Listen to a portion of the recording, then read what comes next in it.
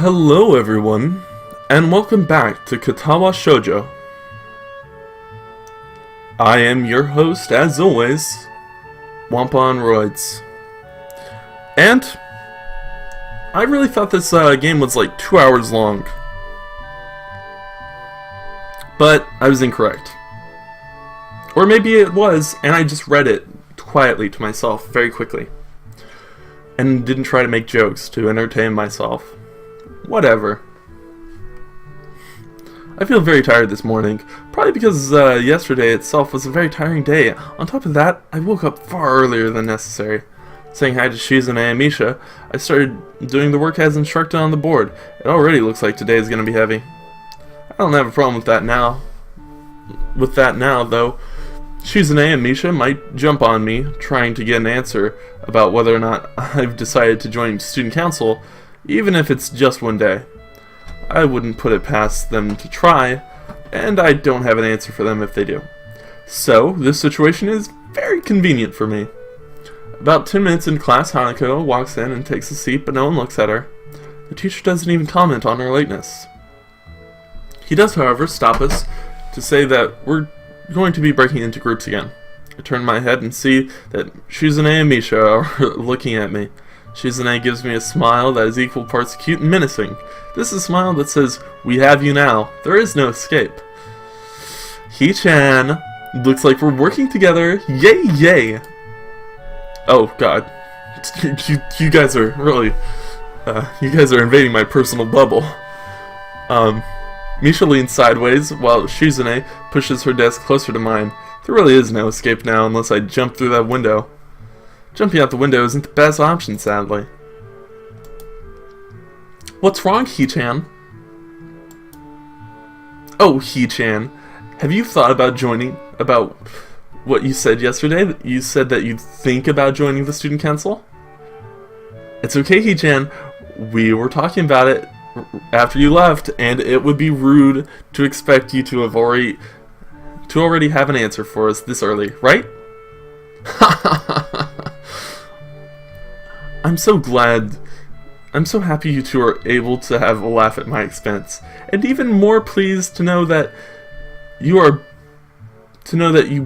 both know how crazy the two of you have been. Now that that's over, Shizune snaps back into serious mode and smacks today's assignment with the back of her hand in an overly dramatic and important way. When I actually look at this stuff, it's mostly just reading. In fact, there are only 2 problems. I almost want to say something about how her rush to get started seems a bit much, considering the small amount of work. In fact, Shizune probably knows how little there is and simply doesn't care. Yeah, it seems like the workload doesn't matter to her as much as the fact that there is work. The actual amount is unimportant. She approaches everything with the same level of ambition. While I'm reading, I let my eyes wander around the room and catch Hanako trying her hand at solving some problems. It looks like she's working alone. Can't remember seeing her working with other people before. Thinking back to how shy she is, it's understandable. Hey, that girl over there. Huh? Who, He-chan? Her, Hanako, over there. Does she always work alone? I think so, He-chan. Do you feel sorry because she's alone? I was just thinking that maybe she could work with us or something. No, I don't think that'd be a good idea, He-chan. Why not? She-chan wouldn't get along with her. Why? Misha shuffles around the question, letting out a laugh that's very strange, nervous, but it still has a lilting up and down quality present in everything she says, just because, He-chan. By now, Shizune has noticed our conversation, and it makes me realize again how Misha has been signing everything she has been saying this whole time.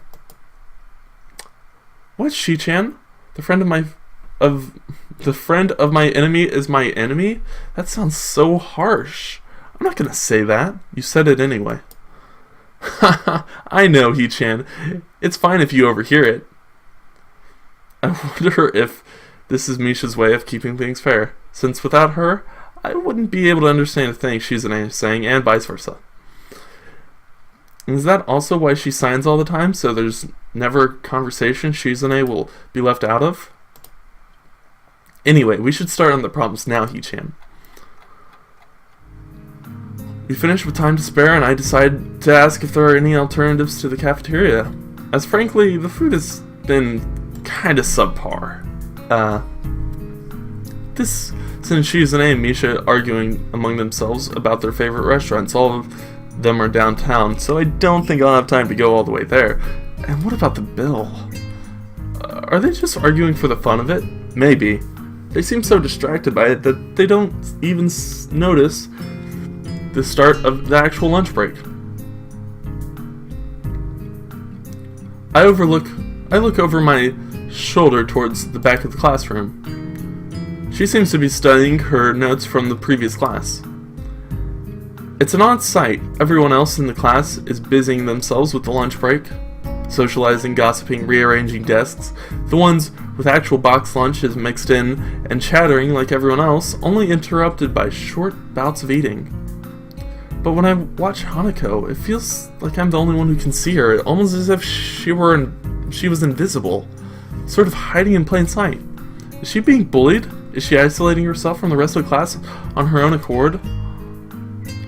I see her look over her shoulder toward the classroom's rear door. Come to think of it, she hasn't turned a page since I've started watching her. I guess she's waiting for someone. What to do? What to do? What to do? I'm gonna go talk with Hanako. It seems like the nice thing to do. I still feel bad for making her run away yesterday, so I'd better say something. Hey there, Hanako. Hisao? Well, at least she remembers my name. Hey, I just wanted to apologize for yesterday. I didn't mean to startle you or anything. I'm just new here and I thought I should get to know my classmates. As Hanako looks up at me, I notice the scarring once more. It's a little bewildering that you can barely notice it from across the room, but it's so noticeable up close. Oh no, she's doing a Dio pose. That's okay. It was my fault. Nah, that wasn't anyone's fault. It just kinda happened. You know, like shotgun weddings. So are you waiting for someone? I saw you looking at the door before. Yes, Lily. Oh, you mean Lily the blind girl. Hanako only nods in response. I can't help but wonder if defining people through their disabilities is a faux pas of the worst kind or just normal here. Awful. That's why she has a last name. It's called Lily Satao. Or at least I think it is. It's not pronounced Satao. Well, probably.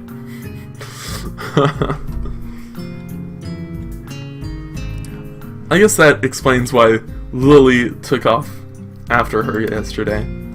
She seems like a nice girl. Are you two friends? Yes. As if hoping for Lily to appear, she checks over her shoulder again. I think I'm making her nervous again. I hope I'm not disturbing you right now. No, that's not it. It's just easier if Lily doesn't come here. Oh, because it's hard to get around the classroom? Not really. Hanako's gaze drifts past my shoulder toward Shizune. Shizune? Hanako nods again. What about her? Don't they get along? Hanako shakes her head. Clearly this is something she doesn't want to talk about. It does make a strange sort of sense, Shizune and Lily not getting along so well. Communication between the two would be all but impossible. It's hard enough talking to Shizune through Misha, even when you can see whose hands are talking. Hanako is so focused on Shizune that I am the first to notice Lily at the door. Oh, she's here now. Hanako spins around to confirm this. Upon seeing Lily, she moves quickly to the door. Lily.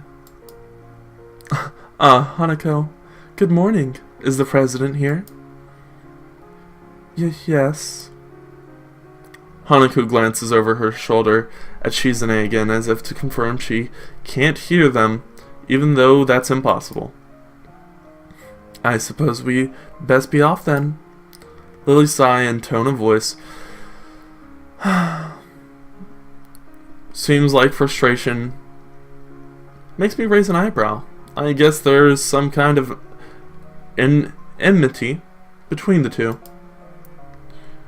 It's intriguing, but it's not really something I'd like to ask about. I'm sure if they wanted me to know, then they would tell me. It's only my third day here, and I should be trying to make friends, not finding out why people are enemies. Still, it's a little funny to find out that this school has little feuds just like my old school. Even if people are more tolerant of others, they're still going to get on each other's nerves. Hey Lily, how are things? I'm sorry I made you run off yesterday. Oh, my. Is that Hisao? I didn't realize you were here. It seems that Lily is a little embarrassed about being so frank in front of me. Sorry, Lily, I thought you realized. No, it's all right, Hanako. Hisao, please don't worry about yesterday. It was just a little misunderstanding. If you say so, I'm still working this place out. Well then, I think you'll find most people here are a lot more forgiving than elsewhere. If you are feeling confused, please don't be afraid to ask questions. Sure, I'll remember that. Lily? Lily gives a small nod of acknowledgement. I'm sorry, Hisao, but we must be off. Hanako doesn't really look that comfortable here right now, and Lily still seems a little embarrassed. I wonder if my apologies made really any impact. Mind if I accompany you two? I know I'm kind of pushing it, but Lily hums quietly, still smiling. I'm sure that we could accommodate you, can't we, Hanako? She looks at Lily, then at me. Then she freezes, eyes wide-eyed. Sure. Well then, shall we go? I'm sure Lily wouldn't do this so easily if she saw how scared Hanako looks, but it can't be helped now. Declining after the deal is sealed would only cause confusion and problems. So we leave, all three together. Lily walks beside the wall, letting her cane gently tap against it now and then.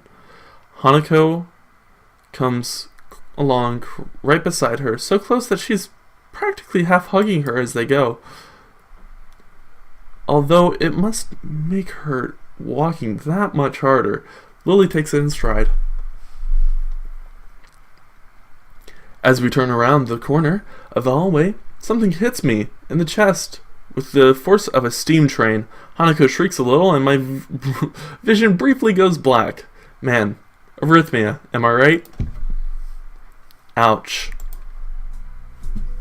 Hello. Opening my eyes, I see a pair of saucer-like green eyes look up at me.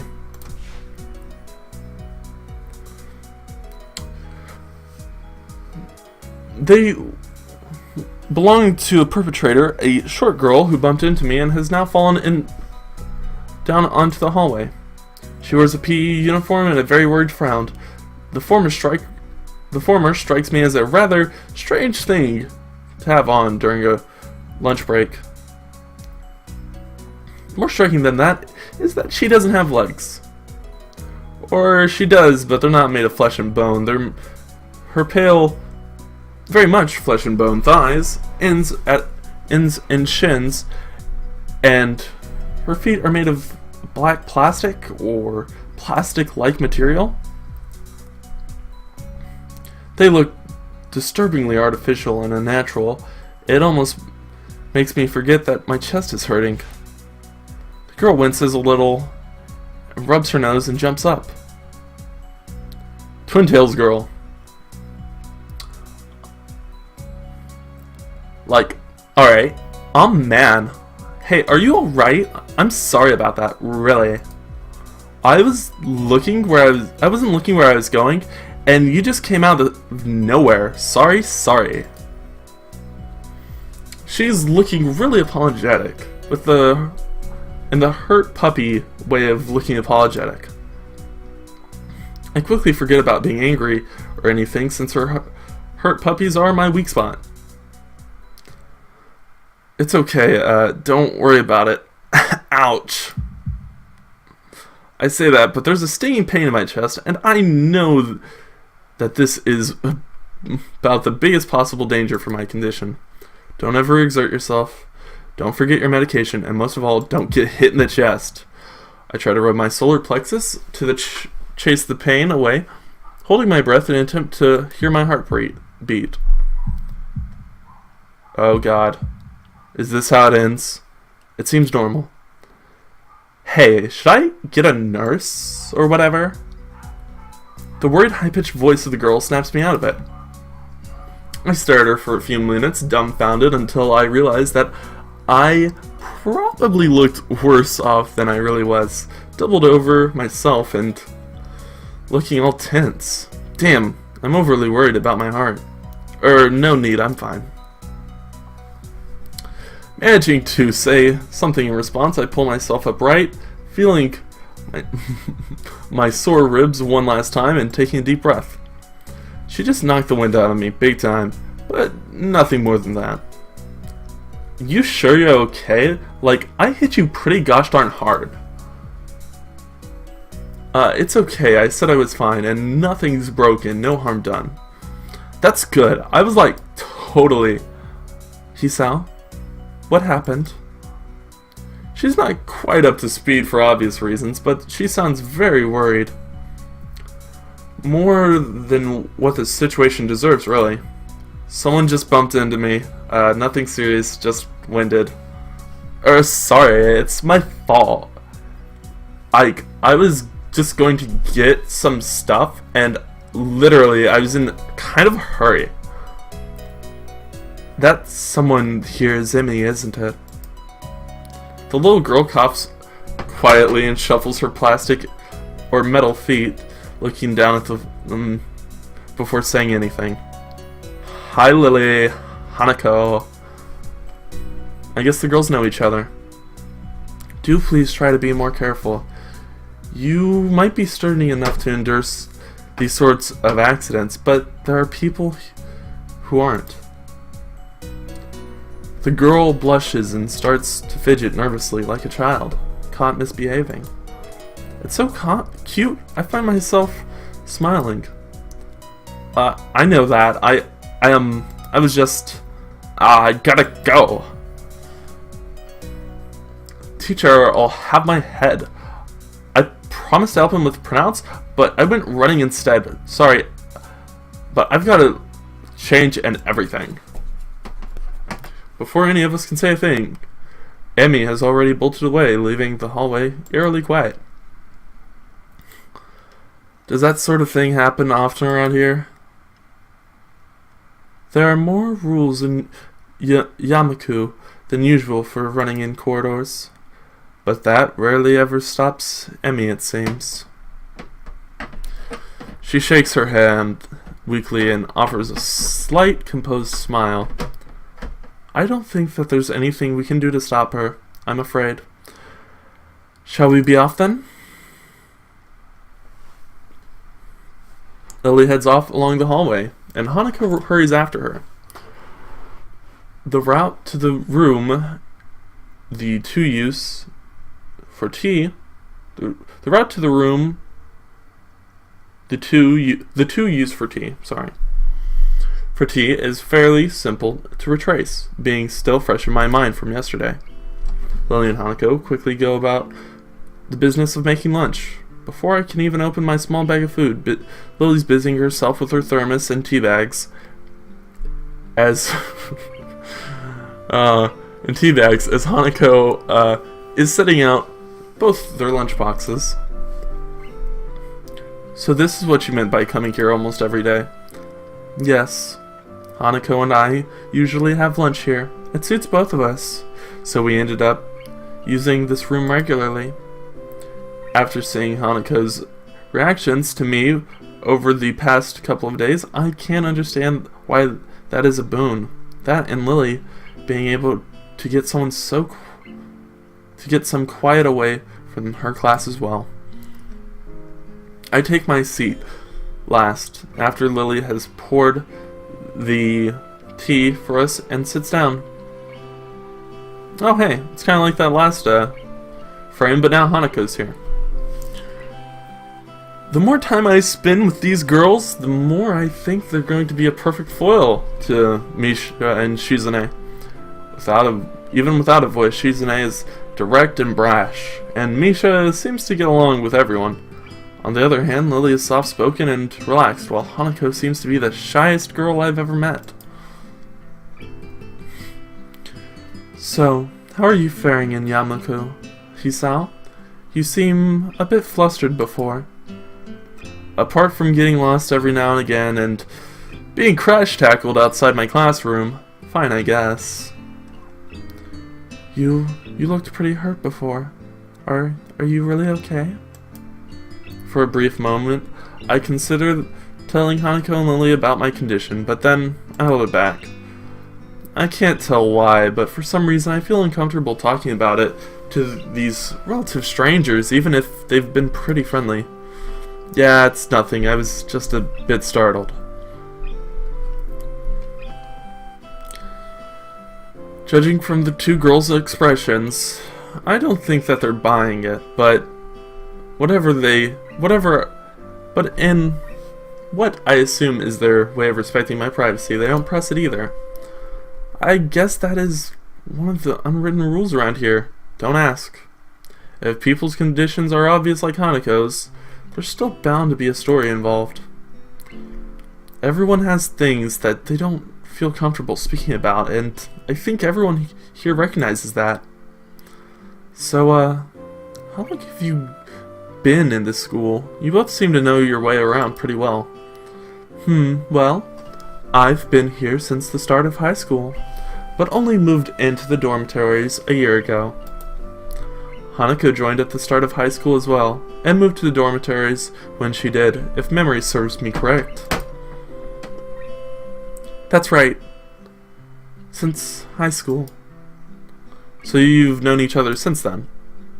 Since I moved, yes. Hanako lives next door to me. So it's only natural, huh? Right? Right. Yeah, of course. Living next to someone is probably reason enough to befriend them, though I'm guessing Lily's blindness also played a part in that as well.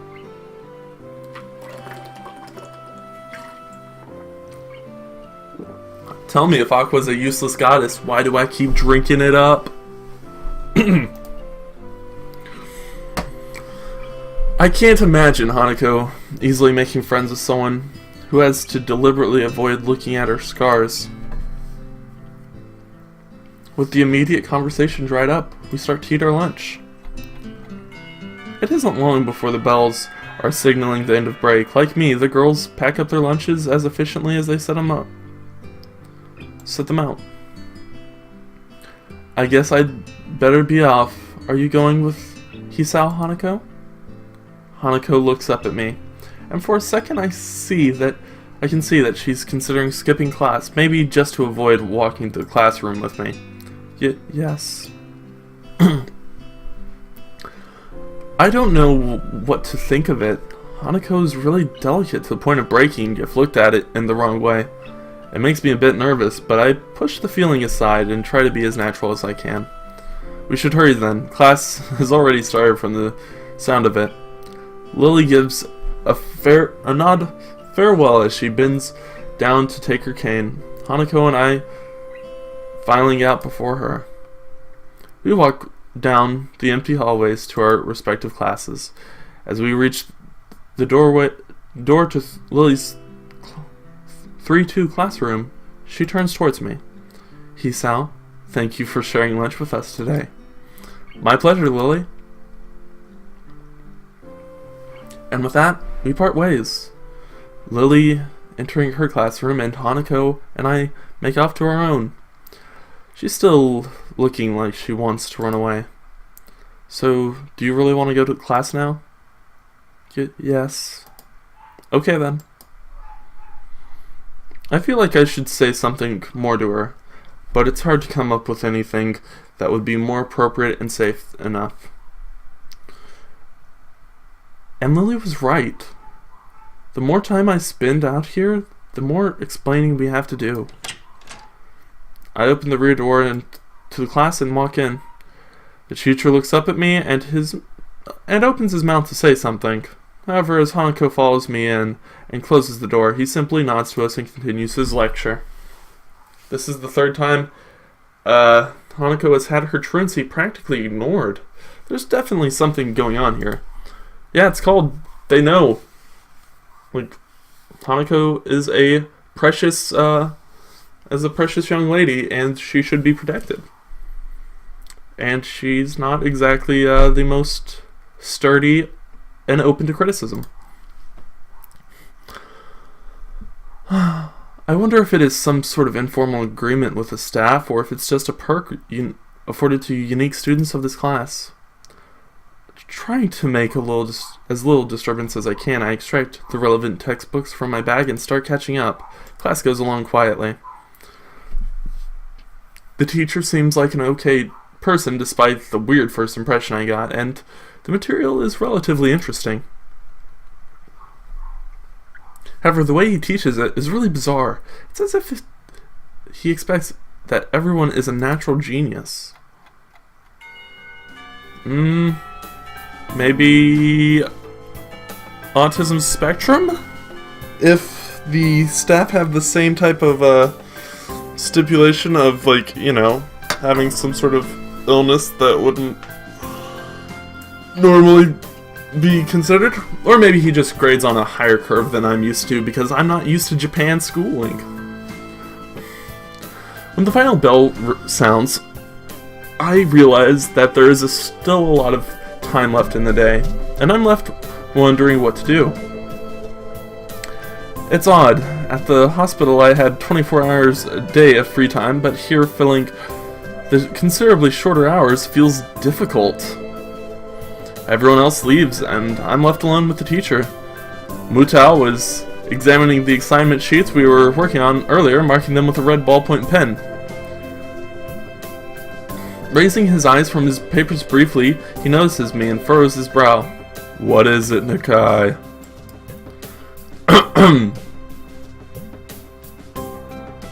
I jump at him, addressing me, but I guess it's natural to spark some conversation since there's no one else around.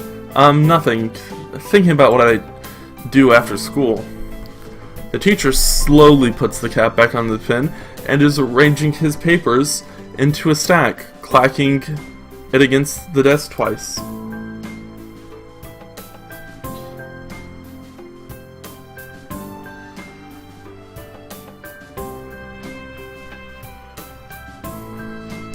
He seems very methodical, and for a brief moment, I'm reminded of Shizune, but the teacher is much more unhurried and relaxed, and much more routined.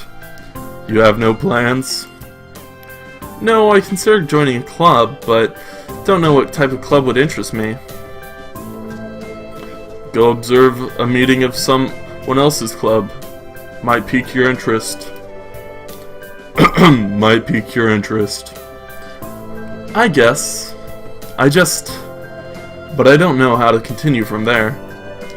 Mutao looks at me in a way that makes me quickly want to take the words back and avoid a conversation, but I can't, so I have to forge ahead. I just don't know how to deal with people, I mean, the other students. Oh, I'm talking to people and everything, so it's not that I'd be isolated or anything, I just don't know what to think about the disabilities. It's like, it feels that I'm being impolite if I pay attention to them, and it's weird to ignore them. Damned if I do, damned if I don't. The teacher scratches his cheek absent-mindedly, looking for very unresponsive. These things are only an issue if you make them one. You can talk to someone normally. You can talk normally with someone even if they're blind or something. Try to look behind the superficial. There's not a single student here who isn't just a normal kid behind whatever they might seem at first glance. He says the same thing as Yuko did. I know they're right, but it's hard. It's difficult. Oh my god. How can you not consider, for example, Shizune's deafness when the only way to communicate with her is to talk through Misha or Hanako? It's not like you can ignore her face, but I'm interrupted by this door of the classroom suddenly slamming open. Teacher! Misha crashes in, oh god. Hand in an enthusiastic greeting, her voice loud and lively enough to wake the dead from their graves. She starts towards the teacher's desk with her bouncing step, hands energetically swinging with the rhythm. Muto, visibly dismayed at the interruption, and Misha in general slumps in his chair. Mikado. Misha stops in her tracks and looks around cluelessly as if she's sensing from his tone that something's wrong but has no idea what. Yes? We've talked about the volume control before. Yes? But she doesn't lower her voice at all, and the teacher just rubs his eyes. So what is it? We need help. We're running out of supplies for the festival stands. This is a distress. She waves a pink slip of paper she's holding around. So go get more supplies from the art room. What's the problem with that? Plywood. Plywood is always the problem. Last time we wanted more, but there was only a little. But that time we just took it all and went with that. Now there's like none left there. So do you know where there's some?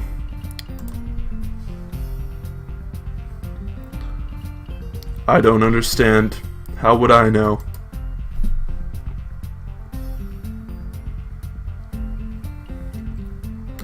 Chi-chan, I mean the president, thought that a teacher would know if there's plywood. Was she wrong? Muto looks like he's in a great amount of pain, frowning with his entire essence. And Misha doesn't get it at all. Looking at two of them communicating is terrible, like looking at a man being tortured by drilling his skull open while blasting pop music at full volume at the same time. I'm afraid I have no idea if there's any plywood in the school, let alone where it would be if there was any. Aw, what should I do? Perhaps try to find Mr. Nomiya, probably. I'm quite sure he would know where to find everything you need. You'd have to pry them from his cold dead hands, but that's a different matter. I don't have time, we're all so busy! She holds her head with both of her hands, looking as despairing as it's possible for a person like her. Without noticing, she crumples the note she's holding against her hair. I shouldn't be fetching these things, there's so much to do and we're falling behind schedule. Muto looks at her gravely and then suddenly smiles. Smiling doesn't really fit his face. I think he'd be better if he didn't. I wonder if you could get some temporary help. He switches to staring at me, focusedly, with a hard expression as if to say, go make some friends. I hate you. I guess I could give you a hand. You can? Thanks, Ichan. You're really nice.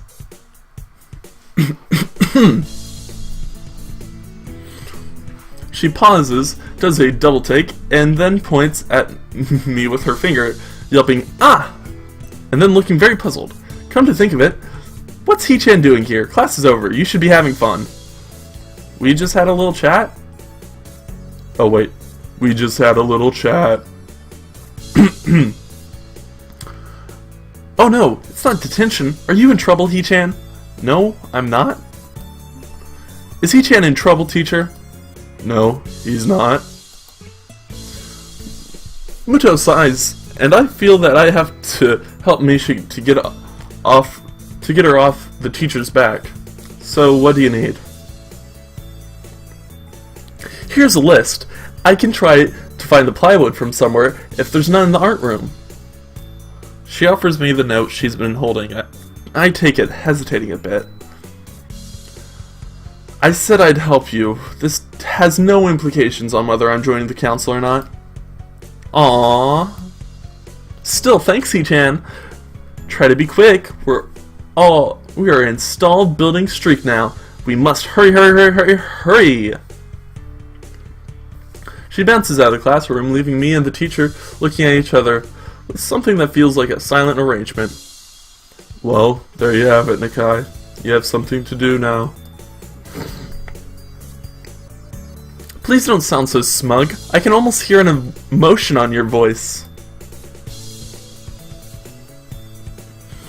Looking at the list with a number of items ranging from paint to plywood, all written with a small, neat handwriting that is undoubtedly Shizune's, I heave a sigh. I'll be going then. Waving the long list limply at the teacher, I exit the hallway. The classrooms closest to ours are designated belonging to the classes 3-1 and 3-2 on the right side, and 3-4 on the left side, each door looking exactly the same. Further down the corridor with identical doors are rooms that I didn't think were used for classes. I guess the art room isn't a classroom as such. I carefully push open the furthest door and peek in. It's a classroom, but it seems badly kept or not in use. Maybe, am I in the right place? Desks and chairs are moved all around the room. A thin layer of dust settled on them. There are some easels in the corner, so at least this looks like the right place. The room is flushed in sunlight from the big windows, shadows creeping all over the desks. Specks of dust are dancing in the stagnant air, making the beams of light almost visible. Jokingly, I call into the room, "Anybody ho-" Something catches my eye and I stop mid-sentence. Oh, what voice should I give this young lady? I don't know. Sitting on a desk is a short-haired girl, curiously wearing a boy's uniform, with a fork between her toes and a morsel of food stuck firmly on the end. This odd way of dining seems to be caused by her apparent lack of hands, but her presence here is what takes me aback even more. How did I miss her before? She's sitting in a corner, very still, but I still somehow took her as a part of the furnishing or a statue at first glance. I'm not being very observant today, as a whole. The girl seems to have been frozen in place, staring at me with her huge eyes like a rabbit caught in the headlights. She's staring at me, her mouth wide open, ready to accept a fork. I'm staring at her, my mouth wide open, suddenly remembering I didn't finish my sentence, and trying to think if I should. This weird stalemate keeps us both stunned into silence, punctuated only by the wall clock ticking rhythmically. Hello. Wait, no, that's not a good one. Hello. No? Voices. Hello. That's kind of deep for a girl, but whatever. Hello. Hello. It's alright, we probably won't talk to her much. The girl stuffs the fork in her mouth and is now staring at me expectantly while chewing. This is a bit awkward. Hello, I was told to pick up some supplies for some festival stalls. I didn't think there would be someone here. There isn't. That's why I came too. She picks up another forkful. Doesn't that mean you're here then? She raises her eyebrow, as if she was suspecting my observation was false. You're pretty observant, I guess. It does. But who are you? This girl is pretty straightforward, isn't she? I'm Nakai, Hisao Nakai, just transferred in on Monday.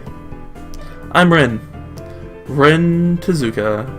Tezuka Rin. Rin Tezuka. I won't shake hands with you, but at least we know who we are now. That's very nice. Her deadpan manner of talking, oh, that informs what voice I'm giving her. Whether she's joking about shaking hands or not, it kind of bothers me joking about these matters that don't feel appropriate at all. Who are you gonna be, offended for her? She's fine with it. Well, I'm trying to figure what's appropriate and whether this girl is... She seems to have lost interest in me and is now gazing yearningly back at her food. Can I continue my lunch?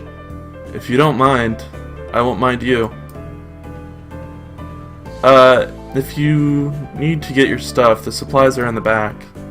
Go right ahead, but lunch? School's already over for the day. What word would you use then? There's no word for a meal after lunch but before dinner, right? It bothers me very much too. But I don't really know what I should say. Snack? I don't think you're supposed to eat a meal between lunch and dinner to begin with. But I'm hungry now, and my delicious box lunch would go to waste otherwise. I have curry. It's very delicious. With much decisiveness, Rin once again picks up the fork between her toes and, with at least as much impoliteness, she points it directly at me. So, Nakai, what brings you to this place? Like I said, I was told to look for these things. No, the school. From outside you look fine. Is your problem inside? I come to a full stop, opening my mouth but not getting a word out. I can guess. I'm good at guessing. Better than most people. Rin cuts me off before I can answer her question or skirt around it somehow. Get it? Because she's not wearing a skirt. I'm just kidding. That's probably just a use of diction. I don't know which I would have done. I froze in front of this issue again. I haven't really told anyone about my condition. Or maybe it's because it hasn't really come up. I do get the feeling that not making issues of this is part of the problem, is part of the social code here, as the teacher said. I wonder if people here could relate. Probably not any better than any normal person could. I can't relate to Shizune's circumstances, or Lily's neither. Either? Either.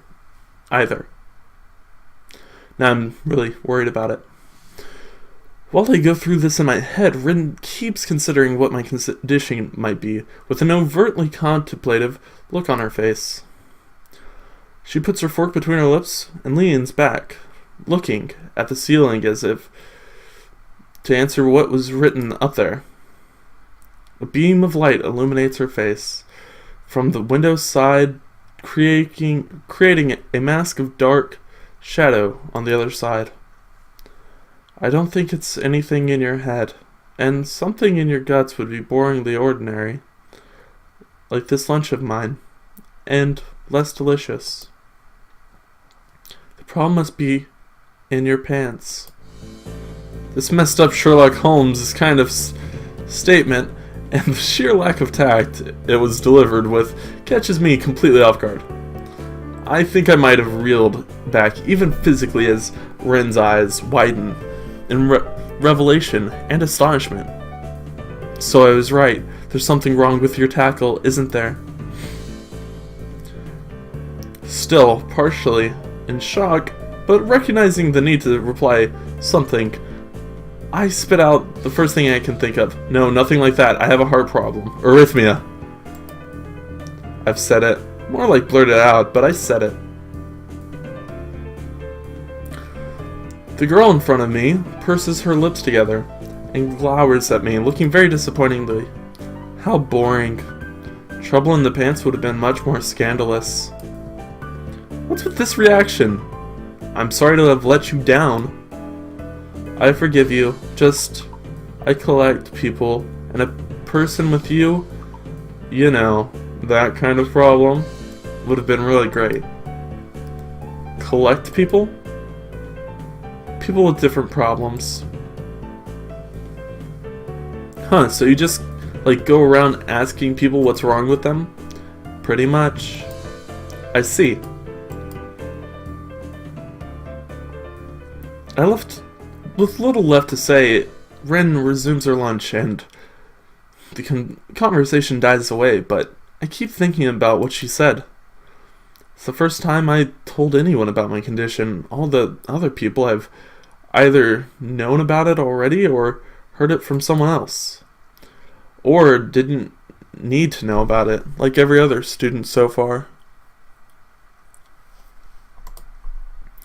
Should I have told her as a part... Should I have told it as a natural part of introductions? Is it expected of me? Hi, I'm Hisao and I have a serious heart condition. Is that how I'm supposed to go around introducing myself from now on? Defined by my illness? Oh, shit. What a disgusting thought. That's actually, like, damn, that's good writing.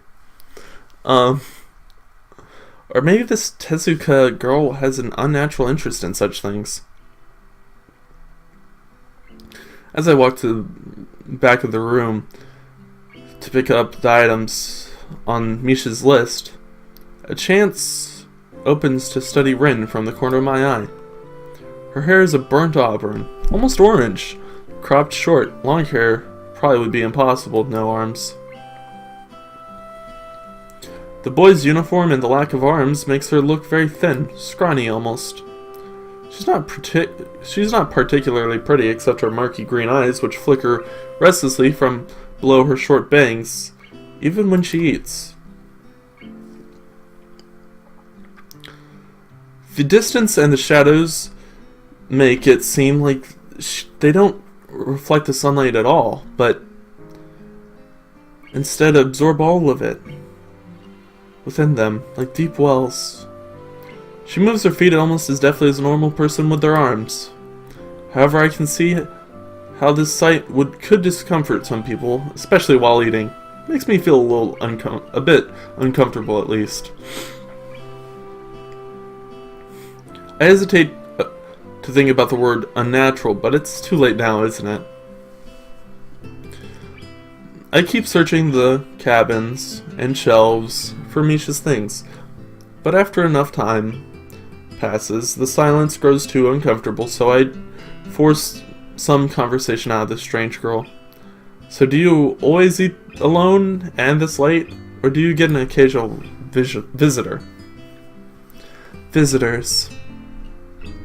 Maybe you are my first occasional visitor, but I don't always eat alone either. Sometimes I eat with a certain person on the roof, if she's not horsing around. Horsing? She likes to do sports. Oh, that's all I can think of to say. Both of us fall silent again as Rin forks the last bits of her meal into her mouth. I look down at my haul and double check it with Misha's list. It seems I have everything except plywood. So I think I have all the things now. That's very nice for you. Don't feel obliged to stay. I was about to take a nap anyway. You need to do whatever you're going to do with that stuff anyway. Or perhaps you like watching girls sleeping? I'm not sure what to make of this, but Ren looks serious. Even if I did, I think I have to get going. I'll catch you around, Tezuka. You can call me Ren. I feel that our relationship is at this point good enough to warrant this much. I was already turning to make my exit, but she draws me back in. Fine, then I'm Hisao. Then you are. Ren looks at me hard in the eyes, but that intimidating feeling you get when someone stares at you isn't there. It's like she's actually not looking at me at all. She blinks a couple of times, and I can't figure out why a pause like this just popped between us out of nowhere. See you later, Hisao. Something like a tiny smile on her face, maybe. I quietly back out of the room. As I shut the door in front of my face, I whisper to myself, what an intriguing person. From inside, I hear a muffled sing-song voice. I heard that. What did she hear? I jump at the sudden appearance of Meisha, who I had not heard approaching despite the completely empty hallway. Somehow she had gotten to jumping distance of me without making a sound. Creepy. It briefly reminds me of Kenji's nutty theory about global feminist conspiracy. But I push that thought aside. Shizune's standing slightly behind Meisha. Looks aloof, as if she couldn't have heard the remark that Meisha drew Meisha's attention. But Meisha is visibly excited. No, wait. More importantly, who's in there? There's no club meetings today. She tries to curiously peek past me, even though the door prevents her from seeing anyway. What are you doing here? You took so long that we had to come check. What's wrong? That's no good, He-chan. She wags her fingers at me scoldingly.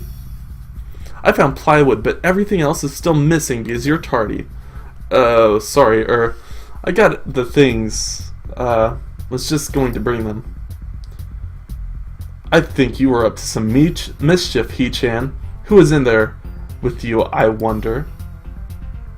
Misha signs something quickly, Shizune pointing at her own ear a couple of times. Shizune immediately pushes her way past me and opens the door into the classroom I just left. I can only imagine the shock she's experiencing. With Shizune's diligence and attitude, the insolence of my daring to deface school property by sleeping on top of it must be too much to bear. And indeed, she stares at Ren, frozen in place, from the slight but noticeable trembling of her shoulders, from suppressed rage, I'm sure. Instead of blowing up, Shizune just takes a few breaths, adjusts her glasses, slams the door shut, turning to sign furiously at Meisha. Maybe she did blow up, I can't understand it. She shoots a very loaded stare at me too, as if it was somehow my fault that Ren was sleeping on one of the tables. I hope she's not getting any funny ideas about the reason of my tardiness. Hello? Ren's voice comes from the other side of the door, and it takes a few eye blinks to realize that she might have trouble opening it. I open the door to find Ren directly behind it, looking at us with a half-interested, half-sleepy face. Hello? Miss Tezuka, what do you think you were doing? You are absolutely not permitted to use school property for such disgraceful activity. It sure is very crowded in here. I didn't know that I was this popular. It's hard to say whether or not she's happy or unhappy about this turn of events. At this rate, she ignores Shizune and Misha's scolding, so they have no choice to drop the issue. Shizune taps Misha's shoulder, but points at Ren and makes some quick signs. Popularity aside, please don't do that anymore. Anyway, how's the project going? Will it be done for the festival? Ren looks at them blankly. Apparently at ease under the pressure. Shizune's cold stare is putting on her. I keep wondering about that myself too. And? We'll think about it harder. As Misha signs her reply, Shizune's face turns into an unsatisfied frown. Miss Tezuka, please try to take this more seriously. It'll be a disaster if the wall looks like someone threw their lunch on it to it. Rin nods assertively. We'll think more seriously. Misha actually giggles at that, but Shizune doesn't. Not even after translation. She just shakes her head, takes the materials from me, and takes off with Misha in tow. Ren frowns thoughtfully as she looks after retreating the student council duo. How rude. How rude. It's true though. I must finish my project before the weekend. There will be dire consequences if I don't. The end of the world as we know it. Like weekends usually are, but more dire. Much more dire. Maybe I'll postpone my nap to unforeseen future.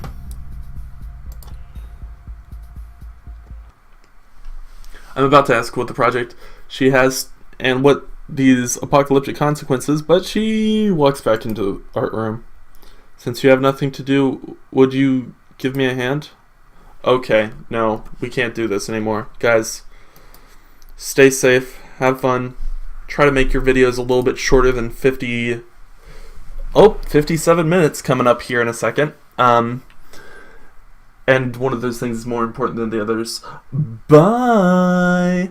I'm going to make sure that my voice isn't shredded for the next video.